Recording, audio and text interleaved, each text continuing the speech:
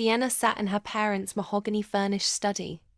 The scent of old books and cigars thick in the air. Her father, Edgar Lockwood, cleared his throat. Her mother, Celeste, perched beside him. "We thought it best to tell you in person," Edgar said, sliding a crisp document across the table. "The estate, the stocks, the summer house in Cape Cod, it all goes to your brothers." Sienna's fingers tightened around the arms of her chair. "Why? You've never been the family type." Her mother adjusted her pearl necklace. "You left for law school when we wanted you to run the vineyard. You don't have a husband, no children, no legacy to uphold." Sienna's throat burned, but she forced a smile. "So this is my punishment for wanting a life of my own?" "Not punishment, dear. Just practicality," her father said.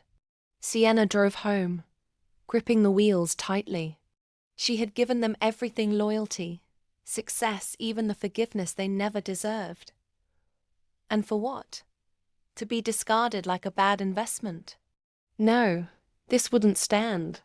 Her brothers, Daniel and Gregory, had never worked a day in their lives. The vineyard, the estate, the stocks, they weren't just inheritance. They were power. And if they thought they could strip her of everything, they had no idea who they were dealing with. Over the next few months, Sienna set her plan in motion.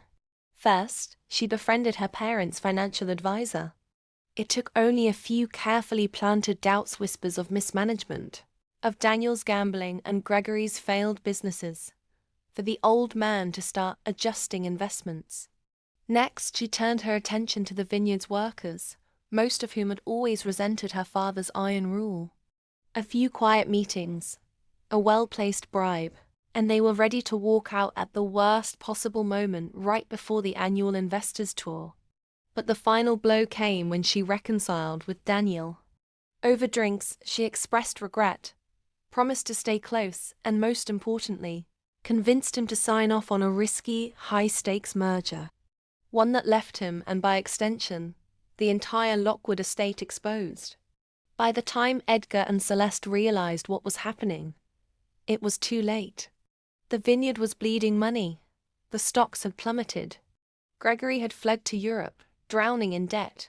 And Daniel? The merger had backfired, leaving him bankrupt and facing legal action. Sienna waited until her parents' home was up for sale before she visited. Edgar sat in the dimly lit parlor, staring at the foreclosure notice. Celeste clutched a silk handkerchief, eyes rimmed with tears. "Enjoying the view?"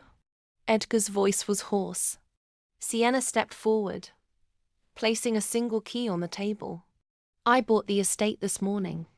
Celeste looked up, horror dawning. "You wouldn't." "I did." Sienna met her father's gaze. "You were right. I'm not the family type. But I'm practical." She turned and walked away, leaving them in the ruins they had built for themselves.